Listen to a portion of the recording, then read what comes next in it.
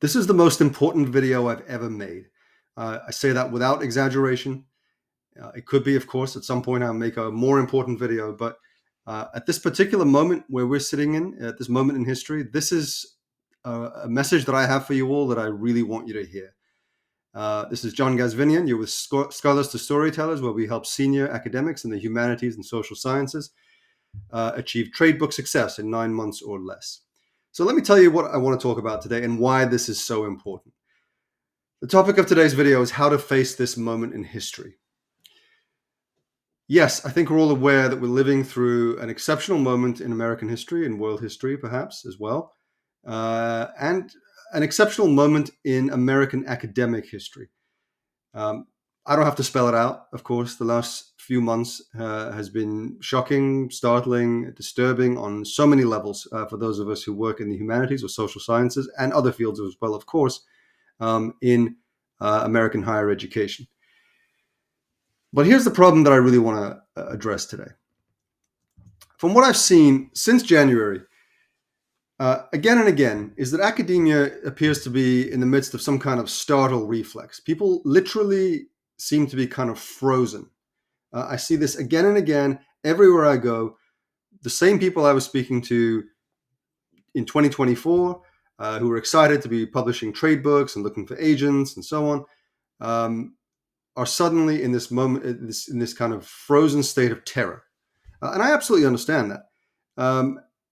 But it's kind of disturbing to me, and it's something that I want to address together with you today.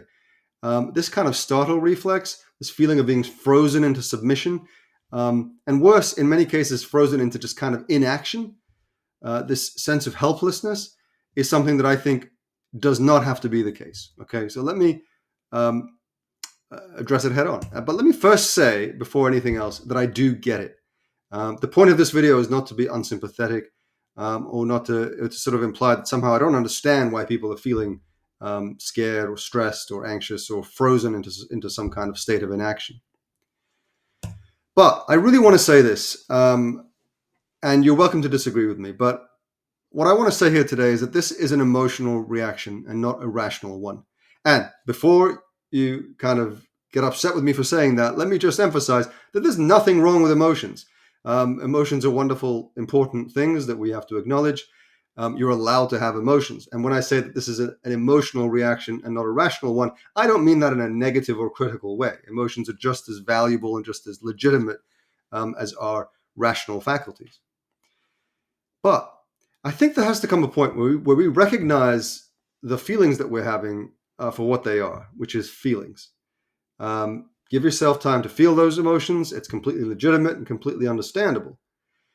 And then I think a point has to come where you recognize that there is a rational, objective reality here that doesn't actually correspond necessarily to the emotional reaction that you're having. Again, that's not to invalidate feelings or not to suggest that somehow the moment that we're living through isn't a moment of crisis for academia. Of course it is. I'm not somehow oblivious to that. And I'm certainly not here to try to play it down or act like, this is no big deal. It is actually very much a big deal, what we've been witnessing over the past few months. But the rational, objective reality, I think, doesn't correspond, at least when it comes to the area that I am interested in and that I think you're interested in if you're watching this video, which is academics writing for trade presses, writing for the general public. That rational reality doesn't actually correspond necessarily to the depth of emotion that some people are feeling. Let me say a little bit more about what I mean by that. Here is the rational reaction that I would encourage you to try to have. And feel free to argue with me in the comments or anywhere else. But this is my proposition to you today. If you are genuinely worried about some kind of apocalypse in American academia, or even if that's too strong of a word, you're just genuinely worried about the state of affairs and where things are going, and you're sort of freaked out, your hair is on fire, you're not sure exactly so you're just kind of not doing anything right now.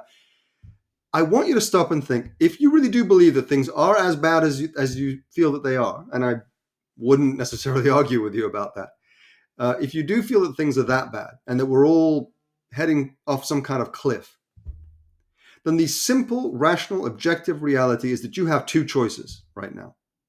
One is you can do what I've seen a lot of people doing over the past few weeks in academia, which is to sit around doom scrolling, shaking your head, muttering under your breath or above your breath about fascism, and just generally saying, I can't believe this is happening. This is just terrible. It's terrible. It's terrible.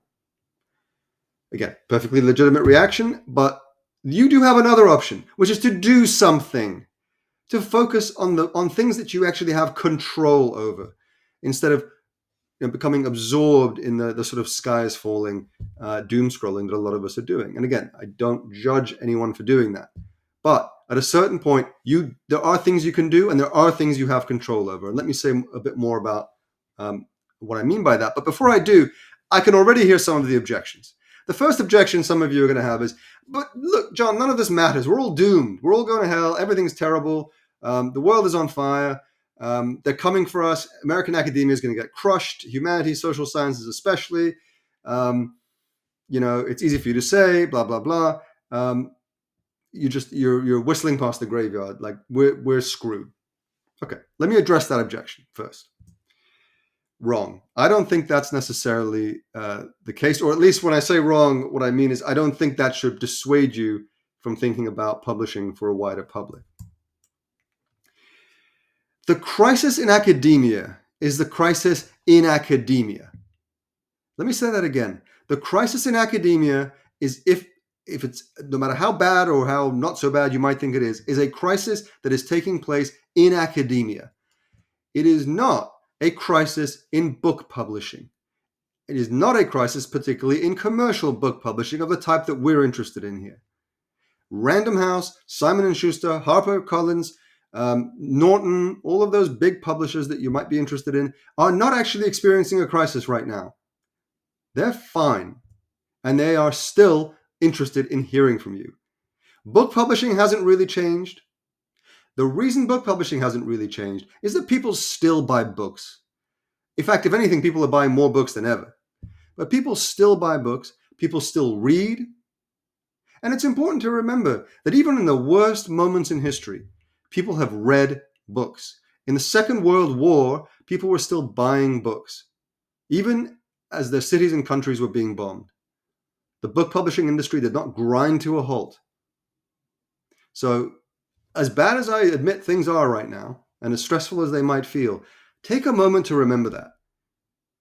These publishers still want to hear from you. And what this means is that the publishers still want to discover great new writers because people are still reading and people are still buying books. And if anything, that is more true now than ever before. There is now a huge, and I mean huge, untapped market that you can tap into for smart, informed, nonfiction books that urgently help us make sense of the moment in history that we're living through. You guys, you all listening to this video are the people who can write these books, and you're the only people who can write these books. And publishers know that, and they do want to hear from you. Again, the crisis in academia is a crisis in academia. Yes, I understand the things you're worried about. Plummeting humanities enrollments, political attacks on academia, frozen budgets, whatever it is that's freaking you out right now, remember that none of these things have literally anything to do with the commercial, major New York-based Big Five commercial book publishing market, nor even with some of the smaller independent presses or crossover academic presses that you might be interested in. Let me address the second objection. But, John, that's all well and good. But, the society is just getting dumber. Like, people just aren't buying books anymore. There's a slow, steady dumbification of the culture. People are watching TikToks. People are just scrolling on social media. Attention spans are short. We see it in the young generation, blah, blah, blah, etc., etc. Yes, that's all true. But let me just remind you, actually, lots of people are still reading books. And you probably know a lot of them, and not all of them are academics. So don't get freaked out by this idea that somehow no one reads anymore. This is, I would remind you, a timeless lament. For as long as there has been book publishing, people have lamented that people have stopped reading books. The kinds of books, especially the kinds of books that we write, have always been consumed, we should remember, by a small minority of the population. None of you are writing books that are going to show up at Walmart or airports, right? We are writing for that literate educated segment of the public that likes to read smart books. Those people haven't gone anywhere. And if anything, they are more interested in understanding what's going on than they ever have been before. And actually, so let me back up. I want to say one more thing about that, right? This whole idea that no one reads anymore, that, oh, it's all TikTok. And there's always been something like that, right? The vast majority of people never read books. They never have read books. In the Second World War, to use that example, what were people doing if they weren't interested in reading? The vast majority of people were tuning into the wireless, to the radio, newspapers, magazines, maybe. And then it was television, right? Oh, television can destroy, people's attention spans. They don't read books. And then it was cable television. And then it was the internet. And then it was social media. And now it's TikTok. And then tomorrow it'll be something else. Those aren't the people we're aiming for. Although a lot of the people who do buy these books are also on TikTok, so we can aim for them as well. But the fact is that the vast majority of the public has never been interested in reading big, smart, fancy books. That's not your market, and that hasn't changed. So, bottom line, I agree. Yes, things are bad, and they're probably going to get worse. I agree with that. So, frankly, if I were a tenured professor right now, I would not be sitting around just shaking my head and doom scrolling and worrying and just saying, isn't this terrible? But what can we possibly do? They're coming for us.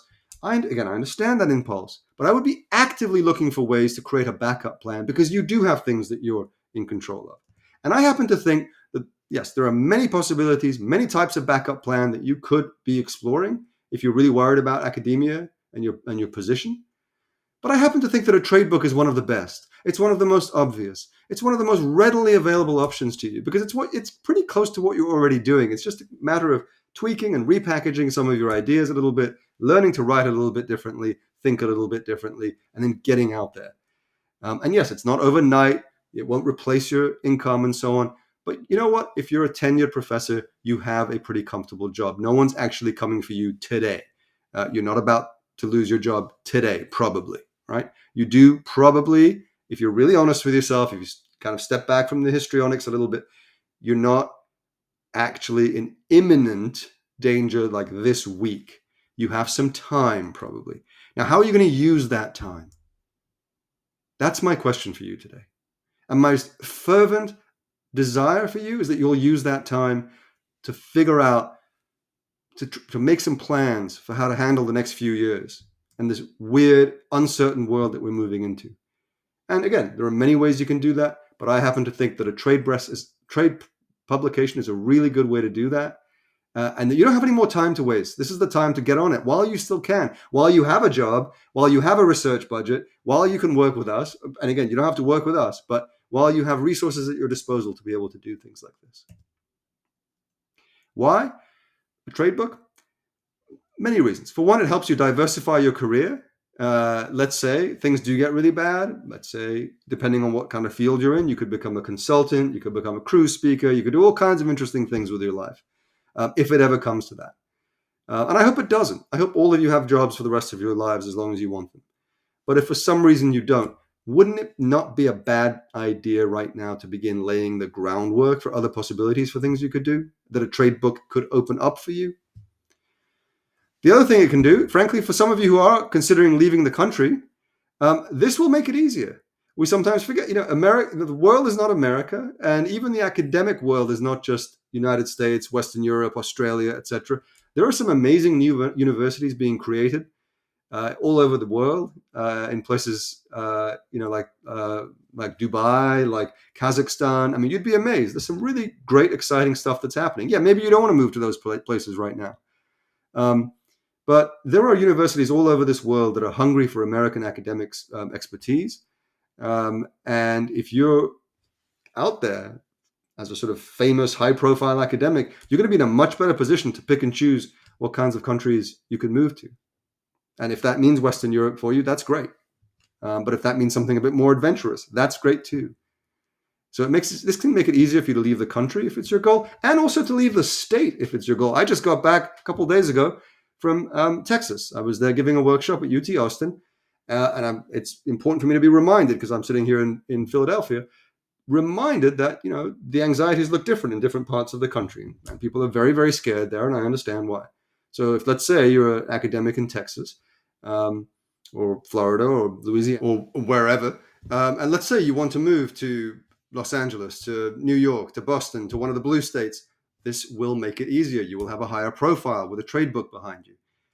So those are some of the many reasons why I think this can make sense right now.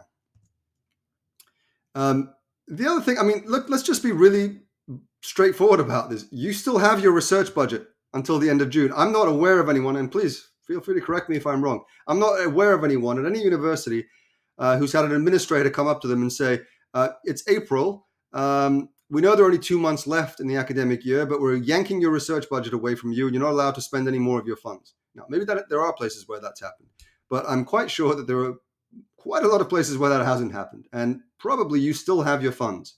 You got a few more weeks to spend them. You don't have to spend them on Scholars to Storytellers. Of course, there are other ways you can spend them, and I fully support you in that.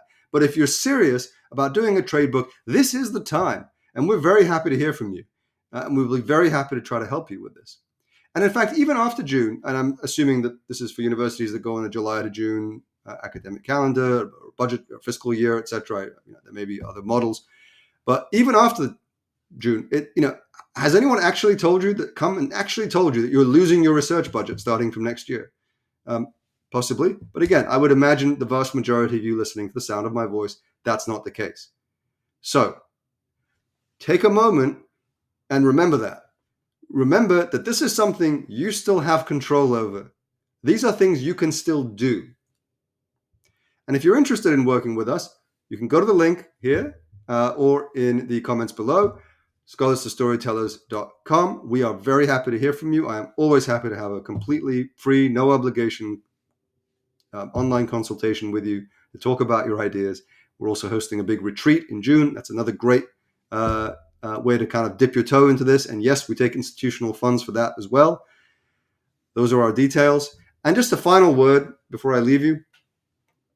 I don't believe there has ever been a moment in history where it's been more important for us as academics to prove and to demonstrate our relevance. Yes, we're being attacked left and right, mostly right, but we have an opportunity here for the very significant segment of the population that is not completely in the tank for MAGA and whatever, that actually is interested in smart books, to see the relevance of what actually happens at American academia, to see that what happens is actually relevant and has something to say, not just to this moment in history, but in general, has something to teach us. That the work that is being done at universities is not just a bunch of woke indoctrination, but actually interesting, exciting, and relevant. This is the time to go out there and show that. In other words, this should not just be a defensive exercise. For too long, these past few weeks, I've seen so many universities and academics go into this defensive posture. And I understand, again, of course I understand that, when they're being attacked by the government. But we shouldn't just be defending ourselves against attacks. We should also go on the offensive and say, hey, look at some of the cool things we're doing. And if you agree with me about that and you are not sure where to begin, I am here to help. We are here to help. Our team is here to help. We welcome your contact, and we're here to be supportive. I know that in this video, I've taken a very strong, strident tone, and that's because I feel very, very strongly about this. And I really want you to hear this. But I also want you to hear that we have a very sympathetic ear as well, that we're willing to lend to you, and that we are here to support and help you along that journey. So get in touch. Don't hesitate. This is the time. I want to hear from you. Thanks.